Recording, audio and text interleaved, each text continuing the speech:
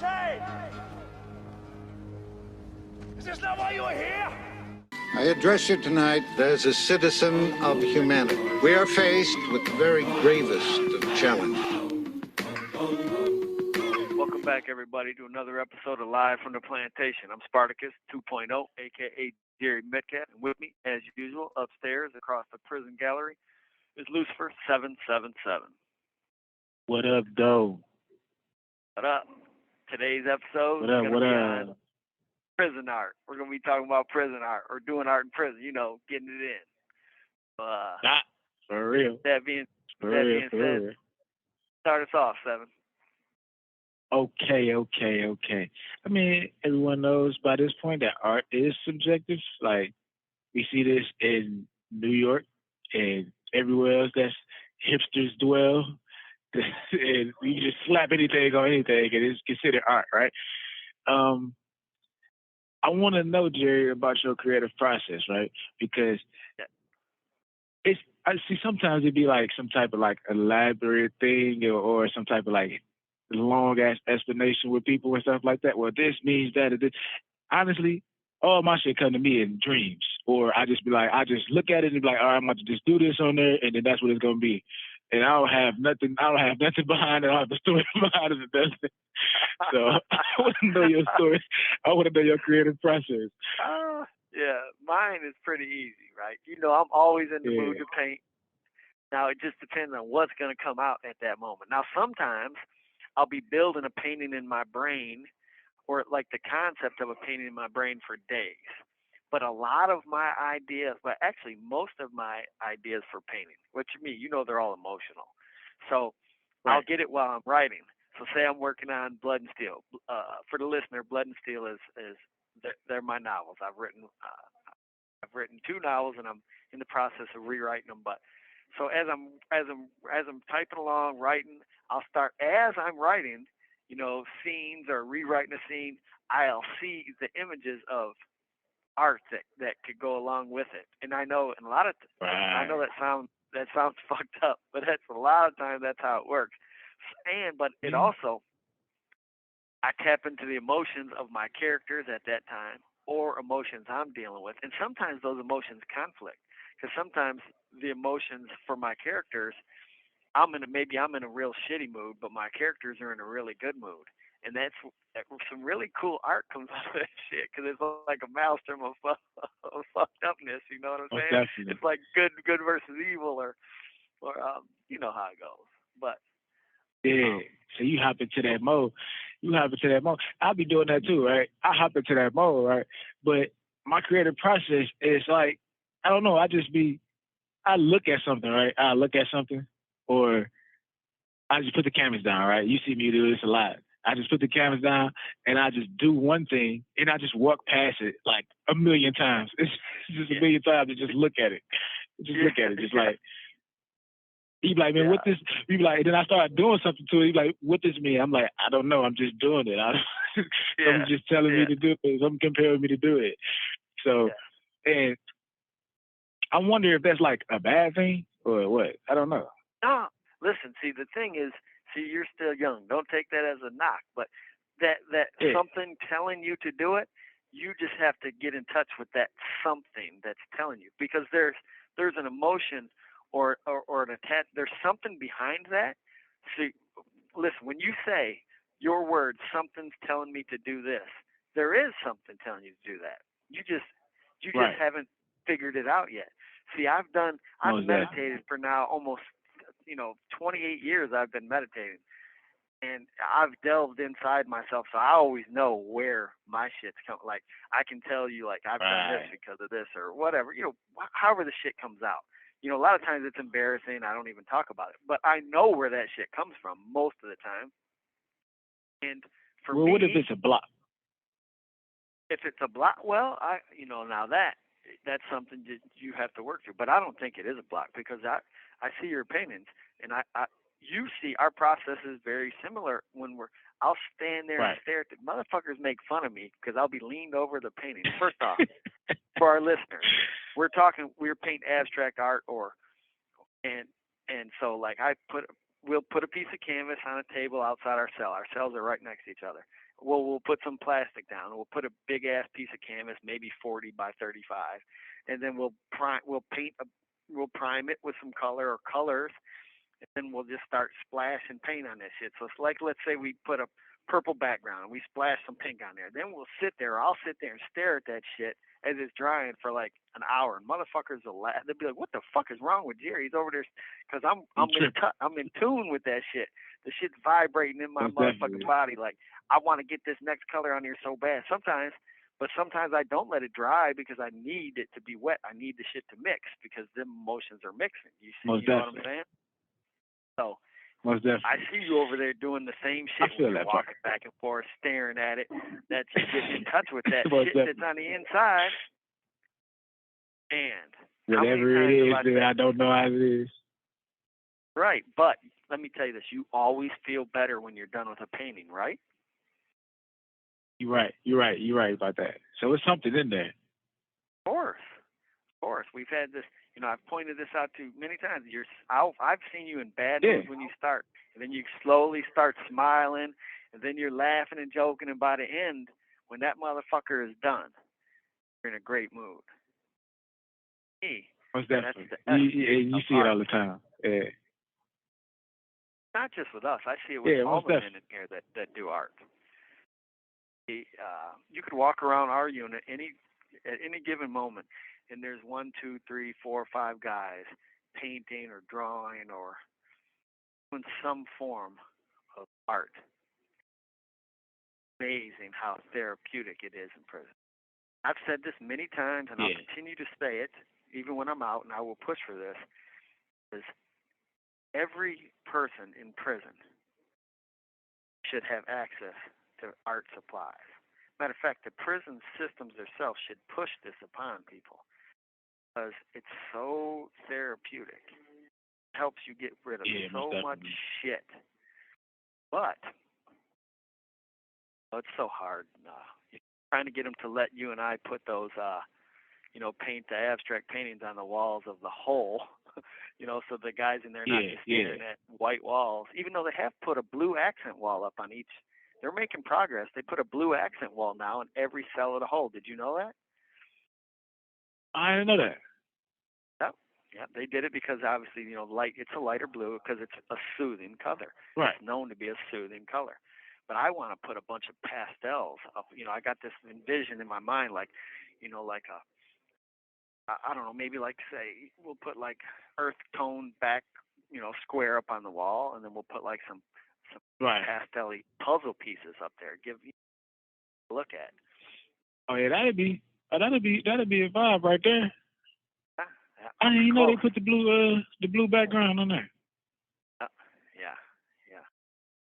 Well, I'm close because I've been pushing for this art in the walls back there for years. But now that they got that blue accent wall, I got a couple people. I even got one of the psychs like, bring me where other states have used anything like this and it's beneficial. And I know that out west they've done it, so I just have to have someone Google it and send it in to me. Oh, right. That's right. That is art in prison. That's what makes. Most definitely. Most definitely, man. More therapeutic than punishment. Fucking prison's about all punishment right now. Need to make it rehabilitative and therapeutic. It's too many artists in this motherfucker too. Like in this unit alone, it's probably like off top 15 artists, maybe 20 artists in this motherfucker.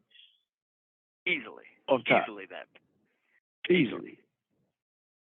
We're all and the doing unit the 95. All the same thing. And another thing is, another one of my goals, I want to help, because I put my art out there and sell it, but I want to help other men in prison, help them sell their art so that their little therapeutic time can also be something that helps them make money and save money when they get out, so they're not just a drain on society. They got a little bit of money to get themselves started. Most definitely. Then you would have to put it in like some type, because you know how guys is in here and stuff like that, where it's like reaching out to people and they putting this stuff on platforms and then how it's like this arduous road. We would have to set up like a program, right, for them to like funnel their money in so they can really have a foothold into society when they come home. Because like other than that, they'll just be sitting in their account and they end up, you know what I'm saying, doing all type of like stuff to That's it. easy to do. That won't be difficult. You could just set up a bunch of little trusts. You know, kind of like all of our money sits in most definitely. That's something. If if you had the right backers to get started, people who really believed in it, those things would be simple. That money then it would be waiting for them, ready for them when they come home. You just have to tell them, look, this money is being put aside, or a percentage. Like let's say, 50% goes into their little savings that'll be saved up. They come home and then 50% goes to them to buy new art supplies and help themselves along in prison. That wouldn't be very difficult at all. Yeah, it sounds like a plan right there, my dog. Yeah, that sounds like a plan. Well, my thing is there's only two things that men or women in prison can do to compete with people on the outside. That's writing and art. Because everything else,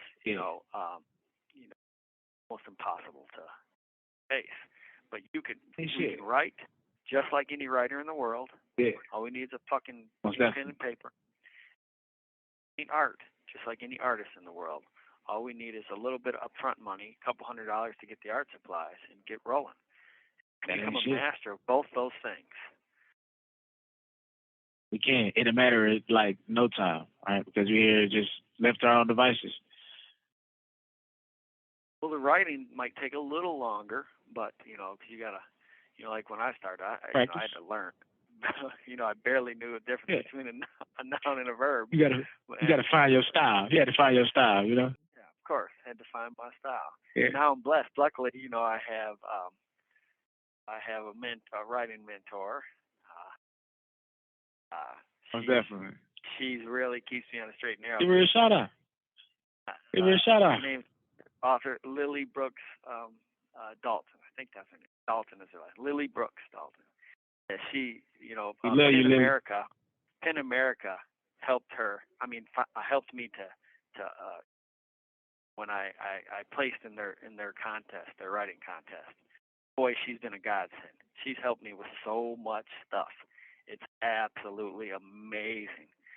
And at first I was a little reluctant, but then I started to do the things she suggested, and holy shit, knows her business really. I know. I heard a lot about Lily. Yeah, she knows it, man. So, Gina said we're about to get hung up on, so we'll have to finish this one tomorrow, or whatever. All right, then, Rowdy. Thank you for using GTL. Okay, yeah. All right, we're back. We were finishing up the art. We were talking about art in prison. It's been a while. It's been like over a week. You remember where we were at, what we were talking about, Seth? I mean, no, not really, but feel free to start wherever you like. Well, you were doing a painting yesterday. It looked really good. I liked it. Yeah. Most definitely. And the thing is, though, right, I tried my hand at the expressionism, right? And I think I got to take a different approach because I didn't like how it turned out. For me, personally. Yeah. All right? For sure. Expressionism or impressionism? Which one? I mean, it's or not impressionism? I don't know where I was. I think I was going with expressionism because I was expressing a whole bunch of shit that was going on, and it didn't turn out right. Yeah. It was muddled. Yeah, that's okay. But I'm telling you, the impressionism, that's what you would be great at. The image, how they take the brush, and you'll see a person, but if you look really close, you realize that's not a fucking person, or it'll look like buildings when you're looking at it, but when you look close, you're like, what the fuck? That ain't no fucking building. Yeah, you'd be really good. I usually do portraits, right? So I kind of went to like the person route and shit like that. So I don't know. I think I should do something else as far as like another image. You just keep trying shit. Yeah, obviously, most definitely. I'm gonna try it today. If you're doing portraits, you're good at realism for sure. Most definitely. And the last thing, did we mention I gotta mention where people can buy my art. Jam Yeah, most Art, definitely. Jam Art Gallery, JAMART Gallery.etsy.com. Go buy some of my art. Just Most in case definitely, we most didn't do it definitely. in first. You know, if we're talking about art, we gotta sell some art. What the fuck? You got to, right? Most definitely, go buy. Please go buy. Like right now, go buy. Yeah, for sure. For sure. And then Joe All Black right, doing man. them little tiny abstract paintings. That shit. He's getting good. Yeah. He's getting good, bro. I ain't gonna lie. I don't even want to tell him because I don't want to fill his head up, but he's getting good. Yeah. You know how that shit goes, man. Once they get Yeah, into it, once they learn to like it, because he told me yesterday when no one was around, he goes, man, I felt really good afterwards. I felt like I got a lot of shit off my shoulders. I said, see, that is why I started doing it. That's what art is about. Start off, you might be pissed. You could be angry, sad, whatever the fuck. When I'm done, you know, when you start working, when I'm at the end of a painting, or even when I'm done with a session, I feel so much better. Art is fucking healing. When my art, it's the real deal, bro. My bio always say I want to, you know, make the world a better place through the arts, and that's the shit that I'm talking about, you know. Definitely, most definitely. I've been pushing art in prison for a long, long time. Hopefully, they'll eventually catch on. Everybody in here doing it, or just make it accessible. You know, it's an expensive hobby. Yeah. I mean, so we can get people to donate to it. They get people to donate everywhere else. They get people to donate for arts. Like they got these people coming here from these colleges and stuff like that, these universities. They come in and then they teach art classes and stuff like that. So I'm pretty sure they got a whole bunch of shit they can get. Yeah, that's where I learned. The U of M Flint lady used to come down here and teach art, and I learned all kinds of shit from her. Definitely. Yeah, you're right. That's a start, but I just think the government itself needs to be involved. Yeah. Anyways, I think we did enough about art. Ready to close this shit up? What do we do here at Live from the Plantation? We break the chains. Break the motherfucking chains. This week it just happened to be we were breaking them through art. Most definitely. All right, close us out. Yo. Thanks again, LFTP family. Thanks for tuning in to XV3, the Red Zone. This is Live from the Plantation, baby. Don't cheat yourself. Treat yourself. Come on back, man. We need y'all. We need y'all ears. Much love. Right. Always welcome.